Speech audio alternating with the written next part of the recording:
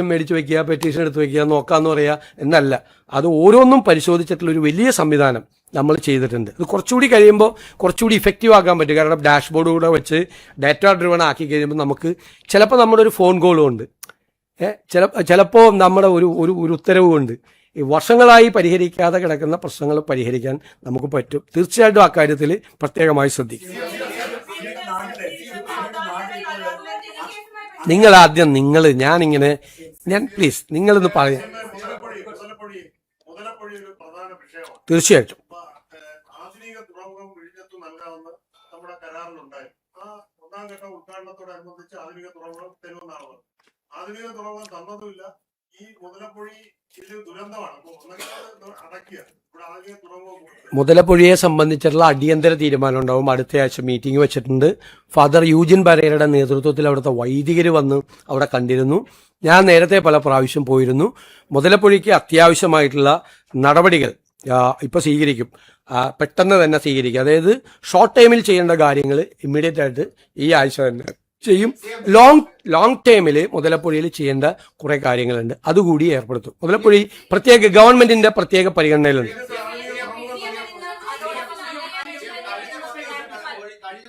പ്രതിപക്ഷ നേതാക്കൾ നടത്തുന്ന പത്രസമ്മേളനങ്ങൾ മുഴുവൻ പറയുന്ന പ്രധാന ആരോപണം എല്ലാ പത്രസമ്മേളനങ്ങളിലും കേരളത്തിലെ മുഖ്യമന്ത്രി കളവ് പറയുന്നു എന്നാണ്. അങ്ങനെ മുഖ്യമന്ത്രി കളവ് പറയുന്നു. അത് കഴിഞ്ഞ തെരഞ്ഞെടുപ്പിന് മുമ്പ് 6 മാസക്കാലം എനിക്കെതിരെ നടത്തിയ ക്യാമ്പയിൻ എന്തായിരുന്നു? 6 മാസം അവർക്കെന്തോ അവിടെ എന്തോ ഒരു പ്രശ്നം ഉണ്ടായി, AK സെൻ്ററിൽ അവർക്കെതിരെ. അപ്പം ഞാൻ പറഞ്ഞു അവരെ മാറ്റരുതെന്ന് പറഞ്ഞു. കാരണം അവരാണ് എനിക്ക് വേണ്ടിയിട്ട് ക്യാമ്പയിൻ നടത്തിക്കൊണ്ടിരിക്കുന്നത്. ആ ക്യാമ്പയിൻ ഇലക്ഷൻ കഴിഞ്ഞിട്ടും തുടർന്നുകൊണ്ടിരിക്കുകയാണ്. സോഷ്യൽ മീഡിയയിലും മറ്റു കാര്യങ്ങളിലും അവർ തുടരട്ടെ. കാരണം കേരളത്തിലെ ജനങ്ങൾ അതിന് നല്ല വിധി എഴുതി മറുപടി കൊടുത്തിട്ടുണ്ട്. എനിക്കെതിരെ വ്യക്തിപരമായി നടത്തി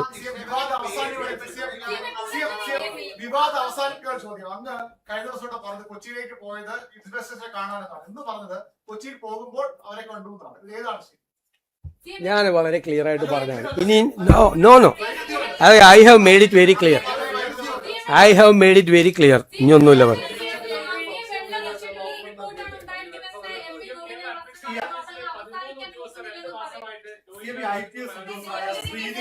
അതോടൊപ്പം തന്നെ മുതലപ്പൊഴിയിലെ 2 മത്സ്യത്തൊഴിലാളികളെ കാണാതായിട്ട് ഇന്ന് 6 ദിവസമായി. പക്ഷെ അവിടേക്ക് വകുപ്പ് മന്ത്രി പോലും തിരിഞ്ഞു നോക്കുന്നില്ല. രക്ഷാപ്രവർത്തനം ഊർജിതമല്ല എന്നുള്ളതാണ് ആ കുടുംബങ്ങൾ പറയുന്നത്. അവർ വലിയ പ്രതിഷേധത്തിലാണ്.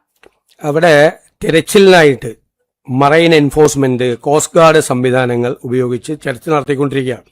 ആഴക്കടലിൽ തെരച്ചിൽ നടത്താനായി കോസ്റ്റ് ഗാർഡിന്റെ വെസലുണ്ട്, നേവിയുടെ ഹെലികോപ്റ്റർ ആവശ്യപ്പെട്ടിട്ടുണ്ട്. അവരെത്തി തെരച്ചിൽ നടത്തിയിരുന്നു. ഇതുകൂടാതെ കോസ്റ്റൽ ഗാർഡിന്റെ വിഴിഞ്ഞം സ്റ്റേഷൻ കമാൻഡറിന്റെ നേതൃത്വത്തിൽ തമിഴ്നാട് കുളച്ചല്ല ആഴക്കടലിലും അങ്ങോട്ട് പോകാൻ സാധ്യതയുണ്ടെന്നോർത്ത് അവിടെയും തെരച്ചിൽ നടത്തുന്നുണ്ട്. കോസ്റ്റ് ഗാർഡിന്റെ ചെറു വിമാനങ്ങളും ഹെലികോപ്റ്ററും ആകാശ നിരീക്ഷണം നടത്തുന്നുണ്ട്.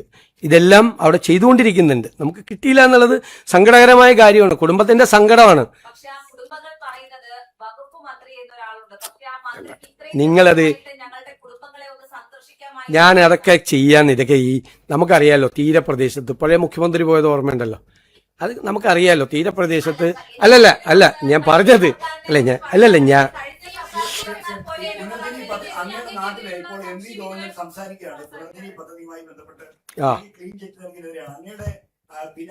അതിന്റെ ഫൈനലിന്റെ പുനർജനിത്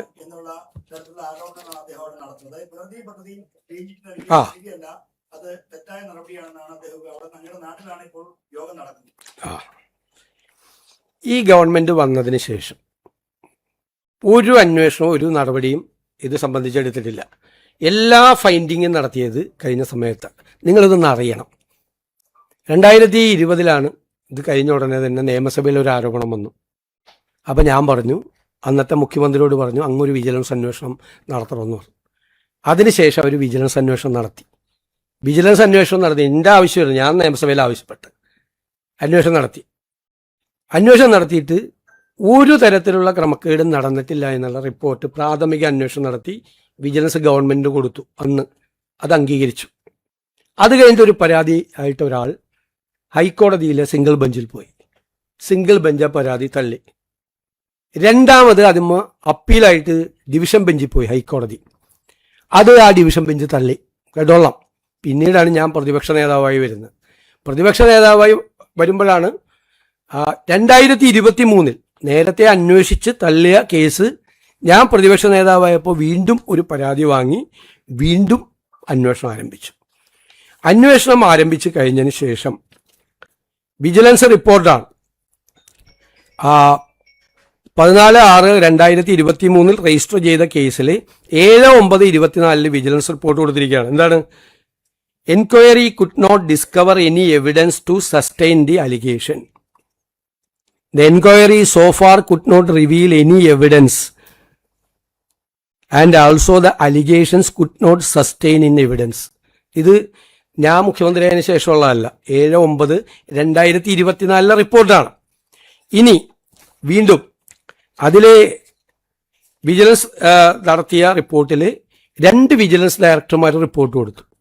ഒന്ന്, prevention of corruption act attract ചെയ്യുന്ന ഒരു തെറ്റും ഞാൻ ചെയ്തിട്ടില്ല, ക്ലീൻ ചിറ്റാണ്. അതായത് PC ആക്ട് എനിക്കെതിരെ ഈ അലിഗേഷൻ അന്വേഷിച്ചതിൽ നിൽക്കില്ല എന്ന് ഒരു വിജിലൻസ് ഡയറക്ടർ. അപ്പോൾ പറഞ്ഞു FCRI അന്വേഷിക്കാൻ പ്രകാരം തീർക്കരുതല്ലേ, ഞാൻ പ്രതിപക്ഷ നേതാവാണല്ലോ, തീർക്കരുതല്ല, FCRI വയലേഷൻ നടത്തിയിട്ടുണ്ടോന്ന് അന്വേഷിക്കാൻ പറഞ്ഞു.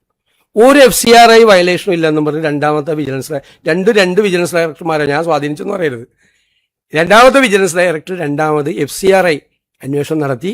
FCRI നിലനിൽക്കില്ല, ഒരു കാരണവശാലും നിലനിൽക്കില്ല എന്ന് പറഞ്ഞു. അതിൻ്റെ ഇടയിൽ വയനാട് ഞങ്ങളുടെ ക്യാമ്പ് നടത്തുന്ന ദിവസം അന്നത്തെ മുഖ്യമന്ത്രിയുടെ ഓഫീസിൽ നിന്ന് CBI അന്വേഷിക്കാൻ പോകണമെന്ന് പറഞ്ഞു. അപ്പം ഞാൻ പറഞ്ഞ മറുപടി ഓർമ്മയുണ്ടല്ലോ, ഞാൻ പേടിച്ചു പോയി. ഉടനെ CBI അന്വേഷണം ഏർപ്പെടുത്തിക്കൊള്ളാൻ പറഞ്ഞു. CBI അന്വേഷണം ഇതിനകത്ത് നിലനിൽക്കുക, കാരണം വിജിലൻസിനൊരു കേസ് രജിസ്റ്റർ ചെയ്യാൻ പോലും പറ്റാത്തൊരു കേസിൽ CBI അന്വേഷണം നിലനിൽക്കില്ല എന്നുള്ള നിയമോപദേശം ഗവൺമെന്റിന് കിട്ടി. അത് കഴിഞ്ഞതിന് ശേഷമാണ് ഇതെല്ലാം നിന്നിട്ട് ഇത് തീർക്കാതെ, എന്നുവെച്ചാൽ എല്ലാ റിപ്പോർട്ടും കിട്ടിയിട്ട് ഇത് തീർക്കാതെ ഇവർ കയ്യിൽ വെച്ചുകൊണ്ടിരുന്നു. മനസ്സിലായില്ലേ? ഇപ്പോൾ എന്താണ് കൊടുത്തിരിക്കുന്നത്? ഇപ്പോൾ കൊടുത്തിരിക്കുന്നത് 26/5/2026 ഡയറക്ടർ, വിജിലൻസ് ഡയറക്ടർ കൊടുത്തിരിക്കുന്നത് എന്താ? As stated earlier, there is no vigilance angle revealed in the case and so no action is due from this department in this regard. Hence further action in this regard may be dropped. എന്ന് അപ്പോൾ എല്ലാ അന്വേഷണം നടത്തി എല്ലാ റിപ്പോർട്ടും കൊടുത്തത് പിണറായി സർക്കാരിൻ്റെ കാലത്താണ്. പക്ഷെ ആ റിപ്പോർട്ട് വാങ്ങിച്ച് കയ്യിൽ വെച്ചിട്ട് ഈ ഒരു പുകമറ ഉണ്ടാക്കി എനിക്കെതിരായിട്ട് വിജിലൻസ് അന്വേഷണം നടക്കുന്നു എന്ന് തെരഞ്ഞെടുപ്പ് കാലത്ത് പോലും എനിക്കെതിരായിട്ട് ക്യാമ്പയിൻ നടത്തി. ആയിരുന്നല്ലോ, ക്ലിയർ ആയില്ലേ ഇപ്പോൾ? കാരണം ഞാനന്ന് പറഞ്ഞില്ല, ഞാനന്ന് ഒരിക്കലും ഇത് രാഷ്ട്രീയ വേട്ടയാടലാണെന്ന് ഞാൻ പറയില്ല, ഒരു ആരോപണം വന്നതാണ് എന്നായിരുന്നു എൻ്റെ വാക്ക്. എല്ലാവരും പറയും ഇത് രാഷ്ട്രീയമായി വേട്ടയാടുകയാണെന്ന് എല്ലാവരും പറയും രാഷ്ട്രീയ. ഞാൻ പറഞ്ഞ അന്ന് ഇത് രാഷ്ട്രീയമായിട്ടല്ല, ഒരു ആരോപണം വന്ന് ഞാൻ തന്നെയല്ലേ പറഞ്ഞ അന്വേഷിക്കാൻ. വിജിലൻസ് പറഞ്ഞപ്പോൾ വിജിലൻസ് അന്വേഷിക്കാൻ പറഞ്ഞു, CBI പറഞ്ഞപ്പോൾ CBI അന്വേഷിക്കും. അന്ന് പോയപ്പോൾ കാര്യമായ തുക സംഭാവനയായി ലഭിച്ചിരുന്നു. അത് ഉപയോഗിച്ച് ചെയ്ത കാര്യങ്ങളെ പറ്റി ക്ലാരിറ്റി ഉണ്ടാക്കുമ്പോൾ ഇങ്ങനെയുള്ള ആരോപണങ്ങൾക്ക് സാധ്യതയില്ലാതെ പോകുന്നില്ല. അതൊക്കെ അവിടെ നിയോജകമണ്ഡലത്തിലെ ജനങ്ങൾക്ക് കൃത്യമായിട്ട് അറിയാം. വിജിലൻസിന് കംപ്ലീറ്റ് റിപ്പോർട്ട് കൊടുത്തിട്ടുണ്ട്. ഇത് കേട്ടോ, അവിടെ എത്ര വീട് വെച്ചിട്ടുണ്ട്, ആ വീടിലെ അഡ്രസ്, അവരുടെ അഡ്രസ്, എത്ര വീട് വെച്ചിട്ടുണ്ട്, എത്ര പേർക്ക് അവിടെ ധനസഹായം കൊടുത്തിട്ടുണ്ട്. ഈ കടക്കാർക്കൊന്നും കഴിഞ്ഞ പ്രാവശ്യം 2018 ഒന്നും കൊടുത്തില്ല. ഞാൻ 1600 കടകൾക്കാണ് അവിടെ നഷ്ടപരിഹാരം കൊടുത്തത്. കാലിത്തീറ്റ വരെ കൊടുത്തു, 50 ടൺ കാലിത്തീറ്റ വരെ കൊടുത്തു. അത് ഓരോ സ്പോൺസർഷിപ്പാണ്. ഈ പുനർജനിക്ക് ഇവിടെ മോഡൽ എന്ന് പറയുന്നത്, ഞാനതുകൊണ്ടാണ് അന്ന് ധൈര്യമായിട്ട് അസംബ്ലി പറഞ്ഞത് ഇത് നല്ല മോഡലാണെന്ന് അന്വേഷണം നടത്തുന്ന ഉദ്യോഗസ്ഥന്മാരെ അപ്രീഷിയേറ്റ് ചെയ്യും. കാരണം ഞങ്ങൾക്ക് ഒരു അക്കൗണ്ടും ഇല്ല. ഉദാഹരണത്തിന് വീട് വയ്ക്കാൻ ഒരാൾ വന്നാൽ നമ്മൾ ബെനഫിഷ്യറിയെ പറഞ്ഞു കൊടുക്കും, അവർക്ക് വീട് വെച്ചു കൊടുക്കുക. അല്ലെങ്കിൽ ഞങ്ങൾ ലോക്കൽ കോൺട്രാക്ടേഴ്സിൻ്റെ പാനലുണ്ട്, അവർക്ക് ആദ്യം 2 ലക്ഷം രൂപ കൊടുക്കും, അപ്പോൾ അവർ പണിയും. അത് നമ്മൾ റിപ്പോർട്ട് ചെയ്യുമ്പോൾ അടുത്ത 2 ലക്ഷം രൂപ കൊടുക്കും, പിന്നെ ബാക്കി പൈസ കൊടുക്കും. അങ്ങനെയാണ് വീട് പണി പൂർത്തിയാക്കുന്നത്. ഇപ്പം തയ്യൽ മെഷീൻ കൊടുക്കാൻ വേണ്ടിയിട്ട് ചെയ്തതെന്ന് വെച്ച് കഴിഞ്ഞാൽ ഒരു കമ്പനിയായിട്ട് ഞങ്ങൾ ധാരണ ഉണ്ടാക്കി. അവർ പറഞ്ഞു ഇത് ഫ്ലഡിൻ്റെ റിലീഫാണ്, 100 തയ്യൽ മെഷീൻ ഞങ്ങൾക്ക് പൈസ തന്നാൽ ഞങ്ങൾ 110 എണ്ണം കൊടുക്കാമെന്ന്. അപ്പോൾ പല സ്ഥാപനങ്ങളും വന്ന്, റോട്ടറി ക്ലബ്ബുകൾ ഉൾപ്പെടെ സ്ഥാപനങ്ങൾ വന്ന് 100 എണ്ണത്തിൻ്റെ പൈസ അവിടെ അടയ്ക്കും കമ്പനിയിൽ. ഞങ്ങൾ ബെനഫിഷ്യറീസിൻ്റെ ലിസ്റ്റ് കാണിക്കും. എന്നിട്ട് ഈ ഡോണറിൻ്റെ സാന്നിധ്യത്തിൽ ഈ 110 പേർക്ക് ഞങ്ങൾ ഇത് കൊടുക്കും. അങ്ങനെയാണ് 1200 പേർക്ക് തയ്യൽ മെഷീൻ നഷ്ടപ്പെട്ടവർക്ക് എല്ലാവർക്കും കൊടുത്തു, കൃഷിനാശം സംഭവിച്ചവർക്ക് കൊടുത്തു. ഇനിയിപ്പോൾ ഞാൻ പറയുന്നത് എൻ്റെ അനുഭവം അതാണ്. ഇത് ഒരു മോഡലായിട്ടാണ് ചെയ്തത്. മോഡൽ എന്ന് വെച്ച് കഴിഞ്ഞാൽ അന്താരാഷ്ട്ര രംഗത്ത് പ്രവർത്തിക്കുകയും ഈ രംഗത്ത് പ്രവർത്തിക്കുകയും ചെയ്യുന്ന ഏജൻസികളുടെ മാനേജ്മെന്റ് ടെക്നിക്കൽ ഗൈഡൻസ് വാങ്ങിച്ചിട്ട് കേരളത്തിൽ ആദ്യമായിട്ട് ഒരു നിയോജക മണ്ഡലത്തിൽ ഒരു MLA ചെയ്ത പ്രോജക്റ്റ്. എനിക്ക് അതിനകത്ത് അഭിമാനമുണ്ട്. എത്ര രൂപയോളം പ്രോജക്റ്റ് മാതൃകയാക്കി സംസ്ഥാനത്ത് നടപ്പാക്കാനാണ് ഉദ്ദേശിക്കുന്നത് പുനർജനി മാതൃക. അല്ലല്ല, നമ്മളിപ്പോൾ വൺ കേരള മിഷൻ നമ്മൾ ഡിക്ലെയർ ചെയ്തിട്ടുണ്ട്. ഇതൊക്കെ നമ്മുടെ അനുഭവത്തിൽ നിന്ന് ചെയ്താണ്. ബജറ്റിൽ വെറുതെ ഒരു ഇതല്ല. അതിൽ ഈ രംഗത്ത് ചാരിറ്റി രംഗത്ത് പ്രവർത്തിക്കുന്ന ഒരുപാട് സംഘടനകളുണ്ട്, അവരുടെ എക്സ്പീരിയൻസ് ഉണ്ട് ഇഷ്ടം പോലെ, ധാരാളം. നമ്മൾ അത്ഭുതപ്പെട്ടു പോകും. ഓരോ രംഗത്ത് പ്രവർത്തിക്കുന്ന, ഓരോ ഫീൽഡിൽ പ്രവർത്തിക്കുന്ന അവരെല്ലാം കൂടി അസോസിയേറ്റ് ചെയ്തുകൊണ്ട് നമ്മളൊരു കോർപ്പസ് ഉണ്ടാക്കിക്കൊണ്ട് ചെയ്യും. അതിൽ ഞങ്ങൾ ഡിക്ലെയർ ചെയ്തേക്കുന്ന 2 കാര്യമാണ്. ഒന്ന്, ഒരു ഡോണർ 1000 രൂപ തന്നാൽ അതിൽ നിന്ന് 1 രൂപ പോലും ചെലവെടുക്കാതെ ഈ 1000 രൂപയും ബെനഫിഷ്യറിയുടെ കയ്യിലെത്തിക്കും. അതായിരുന്നു പുനർജനി മോഡലും. എത്തിക്കും, 1 രൂപ പോലും പോവില്ല. ചെലവ് നമ്മൾ വേറെ വഹിക്കും, ഗവൺമെന്റ് വഹിക്കും ചെലവ്. അവിടെ MLA വേറെ സംവിധാനം ഉണ്ടാക്കി ആ ചെലവ് വഹിക്കും. പിന്നെ ഈ ബെനഫിഷ്യറി ആരാണെന്ന് ഡോണറിന് അറിയാൻ പറ്റിയെന്ന സംവിധാനം, ഇയാൾ അർഹതപ്പെട്ട ആളാണെന്ന്. ഇപ്പം ഞാനെനിക്ക് 200 തയ്യൽ മെഷീൻ റോട്ടറി ക്ലബ്ബുകളിലൂടെയൊക്കെ തന്നു. അപ്പം ഞാൻ പറഞ്ഞു, റോട്ടറി ക്ലബിനെ അവരുടെ സ്ത്രീകളുടെ സംഘടനയുണ്ട് ഇന്നർവീൽ, അവരോട് വന്ന് ഈ 200 വീടുകളും വിസിറ്റ് ചെയ്യാൻ പറഞ്ഞു. ഈ 200 വീടുകളിൽ അവിടുത്തെ സ്ത്രീകൾ വന്ന് വിസിറ്റ് ചെയ്തു. അപ്പോൾ അവർ വിസിറ്റ് ചെയ്തിട്ട് തിരിച്ച് അവരുടെ കുടുംബങ്ങളെ ഉൾപ്പെടെയാണ് അവരോട് പറഞ്ഞു 300 എണ്ണം കൂടി കൊടുക്കണമെന്ന് പറഞ്ഞു. കാരണം അത്ര നന്നായിട്ടാണ് ചെയ്തിരിക്കുന്നത്. അപ്പോൾ അവർ 300 എണ്ണം കൂടി തന്നു. ഇതോരോ മോഡലാണ്. ഇപ്പം 2 കാര്യമാണ് ഇത്തരം കാര്യങ്ങൾ ചെയ്യുമ്പോൾ ചെയ്യുന്നത്. ഒന്ന്, ഒരു ഡോണറും തരുന്ന പൈസയുടെ 1 രൂപ കുറയരുത്. 2, ബെനഫിഷ്യറിയെ സെലക്ട് ചെയ്യും. ഞാൻ എങ്ങനെ ബെനഫിഷ്യറിയെ സെലക്ട് ചെയ്ത്, ഒരു മാനേജ്മെൻറ്റ് സ്കൂളുണ്ട്, കോളേജ് കളമശ്ശേരിയിൽ, XIME സേവിയേഴ്സിൻ്റെയാണ്. അവിടുത്തെ 200ഓളം സ്റ്റുഡൻസ്, MPA സ്റ്റുഡൻസും അവിടുത്തെ അധ്യാപകരും വന്ന് സർവേ നടത്തിയിട്ടാണ്, ആ സർവേയുടെ റിസൾട്ട് വെച്ചിട്ടാണ് ഇത് ചെയ്തത്. ഇപ്പോൾ കടകൾക്ക് വിതരണം നടത്തിയപ്പോൾ അതിൻ്റെ കൂടെ വ്യാപാരി വ്യവസായി സംഘടനകളുടെ ലെറ്റർ കൂടി വാങ്ങിച്ചു. അപ്പം പിന്നെ ഞങ്ങളുടെ ഒരു ടീം വിസിറ്റ് ചെയ്ത് നോക്കി. അങ്ങനെ 2-3 മാർഗങ്ങളിലൂടെ നമ്മൾ ആരെങ്കിലും തരുന്ന പൈസ പറ്റിക്കരുതല്ലോ, മറ്റൊരു തട്ടിപ്പിച്ചു കൊണ്ടുവരും. അങ്ങനെയുള്ള നിങ്ങളൊന്ന് പഠിക്കുക, ആ സ്കീമൊന്ന് പഠിക്കുക.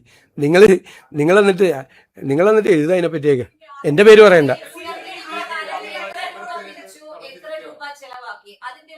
അതെല്ലാം കറക്റ്റായിട്ടുണ്ട്, അതെല്ലാം ഉണ്ട്. അതെല്ലാം വിജിലൻസിൽ കൊടുത്തിട്ടുണ്ടെന്ന് ഗവൺമെന്റിന്റെ കയ്യിലുണ്ട്, സർക്കാരിന്റെ കയ്യിലുണ്ട്. ഞാൻ പല പ്രാവശ്യം പറഞ്ഞതാണ്. എത്ര വീട് വെച്ചെന്ന് വരെ പറയും. നിങ്ങൾ കേൾക്കാത്തതിന് ഞാൻ എന്ത് ചെയ്യാൻ പറ്റും? ഏതെല്ലാം കാര്യങ്ങൾ ചെയ്തിട്ടുണ്ട് എന്ന് എക്സ്പ്ലെയിൻ ചെയ്യുകയും 2021 തെരഞ്ഞെടുപ്പ് കാലത്ത് പ്രിന്റ് ചെയ്ത് എല്ലാ വീടുകളിലും എത്തിക്കുകയും ചെയ്തതാണ്. എല്ലാ വീടുകളിലും അന്ന് വച്ച വീടുകളുടെ എണ്ണം, കൊടുത്ത തയ്യൽ മെഷീനുകളുടെ എണ്ണം, കാർഷിക കടാശ്വാസം കൊടുത്തത്, കടകൾ നഷ്ടപ്പെട്ടവർക്ക് പൈസ കൊടുത്തത്, പശുവിന് തീറ്റ വരെ ഉണ്ടായിരുന്നില്ല. 50 ടൺ കാലിത്തീറ്റയാണ് മിൽമ ബൂത്തുകൾ വഴി, മിൽമ വഴി അന്ന് വിതരണം ചെയ്തു. ഒരു സ്ഥലത്തും ചെയ്തിട്ടില്ല സംസ്ഥാനത്ത്.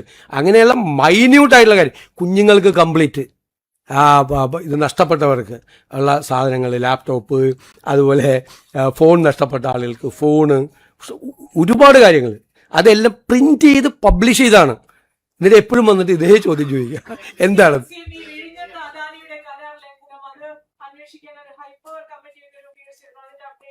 അവർ റിപ്പോർട്ട് തരും.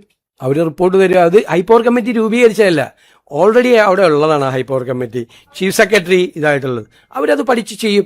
മാത്രമല്ല അതിനകത്ത് 2 ആസ്പെക്ട് ഉണ്ട്. ഒന്ന്, സ്ട്രാറ്റജിക് ആയിട്ടുള്ള കാര്യങ്ങൾ അനുമതി കൊടുക്കേണ്ടത്, സെക്യൂരിറ്റി ആസ്പെക്റ്റിൽ കൊടുക്കേണ്ടത് കേന്ദ്ര ഗവൺമെൻറ്റാണ്. അതൊക്കെ കിട്ടി ധൃതി പിടിക്കേണ്ട ആവശ്യമില്ലല്ലോ. നമ്മളെല്ലാം പരിശോധിച്ച്, ഞാൻ പറഞ്ഞല്ലോ, സ്റ്റേറ്റിൻ്റെ ഇൻട്രസ്റ്റ് ഒരു ദോഷവും വരാതെ എന്താണ് ചെയ്യാൻ പറ്റുന്നതെന്നാണ് നമ്മൾ പറഞ്ഞിരിക്കുന്നത്.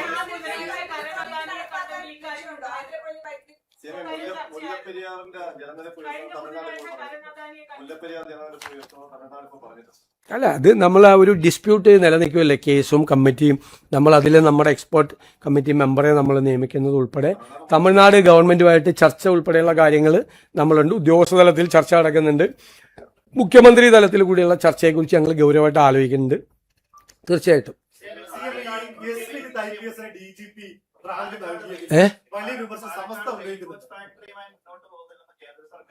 എന്താണ് ആ ആ അതിപ്പോഴല്ല അവരെ അറിയിച്ചത്, 2022 അറിയിച്ചായിരുന്നു. 2022 അറിയിച്ചപ്പോൾ ആ സ്ഥലം റെയിൽവേയിൽ നിന്ന് വിട്ട് കിട്ടാൻ വേണ്ടിയിട്ടാണ് കഴിഞ്ഞ ഗവൺമെന്റ് നോക്കിയത്. അവരന്നും പറഞ്ഞത് ഇപ്പോഴും പറഞ്ഞ ഒന്ന് തന്നെയാണ്. കാരണം അവർക്ക് ആവശ്യമില്ലെന്ന് കോച്ച് ഫാക്ടറിയുടെ ആവശ്യമായിട്ടുള്ള കോച്ചുകൾ ബാക്കിയുള്ള ഫാക്ടറികൾ നിർമ്മിക്കുന്നുണ്ട്. ഇനി ഒരു പുതിയ കോച്ച് ഫാക്ടറിയുടെ ആവശ്യമില്ല. ഇപ്പൊ റെയിൽവേ പറഞ്ഞിരിക്കുന്ന അവരെ ഏതെങ്കിലും ഒരു ഇൻവെസ്റ്റ്മെന്റ് കൊണ്ടുവരാം എന്നാണ് പറഞ്ഞിരിക്കുന്നത്. അപ്പോൾ റെയിൽവേ മിനിസ്റ്ററുമായിട്ട് നമ്മൾ സംസാരിക്കും. ഇതിപ്പോൾ കിട്ടിയ ഇൻഫർമേഷൻ അല്ല, ഇപ്പോൾ ഒരു വാർത്ത വന്നൊന്നല്ല. 2022 ഓൾറെഡി സെൻട്രൽ ഗവൺമെന്റ് സ്റ്റേറ്റ് ഗവൺമെന്റിനെ അറിയിച്ചത്. ഇപ്പൊ ശരിയാപ്പോ അത്രയും ഈ SVITന്റെ പ്രമോഷനുമായി ബന്ധപ്പെട്ട ഹൈക്കോടതി ചില വിമർശനം സമസ്തയിൽ നിന്ന് സമാനമായ വിമർശനം അതല്ല, നമ്മുടെ മുമ്പിൽ ഒരു വേക്കൻസി വരുമ്പോൾ നമ്മൾ ചെയ്യേണ്ട നടപടിക്രമം പൂർത്തിയാക്കിയാണ് ചെയ്തിട്ടുള്ളത്. ഹൈക്കോടതിക്ക് അതിൻ്റെ അകത്ത് എന്ത് തീരുമാനം വേണമെങ്കിലും എടുക്കാം. ഹൈക്കോടതി എന്ത് തീരുമാനം വേണമെങ്കിലും എടുക്കാം. നമ്മുടെ മുമ്പിൽ അദ്ദേഹത്തിനെതിരായിട്ട് വിജിലൻസ് കേസ് ഇല്ലല്ലോ. വിജിലൻസ് കേസ് വന്നേക്കും എന്ന് പറഞ്ഞുകൊണ്ട് നമ്മൾ ഒരാളുടെ പ്രൊമോഷൻ തടയണ എന്തിന്? ഒരാളുടെ പ്രൊമോഷൻ തടയണ എന്തിന്?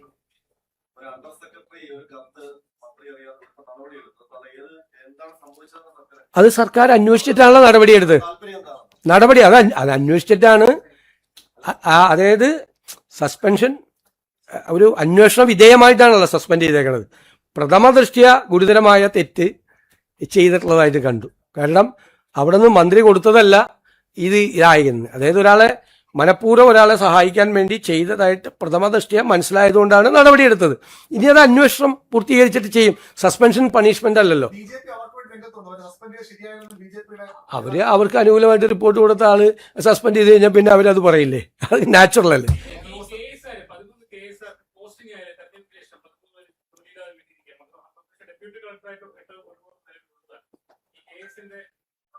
പോസ്റ്റ് ഇല്ലാത്ത സമയത്ത് ചെയ്താണ്. നമുക്ക് നോക്കാം, ഞങ്ങളത് പരിശോധിക്കാം. അവരെ വഴിയാധാരാക്കാൻ പറ്റില്ലല്ലോ. അതൊക്കെ ചെയ്ത ഒരുപാട് ക്രമക്കേടുകൾ ഇത്തരം കാര്യങ്ങളിൽ നടന്നിട്ടുണ്ട്. ഇതേണ് നിങ്ങൾ ശബരിമല നെയ്യിനെ പറ്റിയും ചോദിച്ചില്ല, മറ്റേ PSC ക്രമക്കേടിനെ പറ്റി ഒന്നും ചോദിച്ചില്ല. അല്ല, ഞാൻ ശ്രദ്ധിക്കും.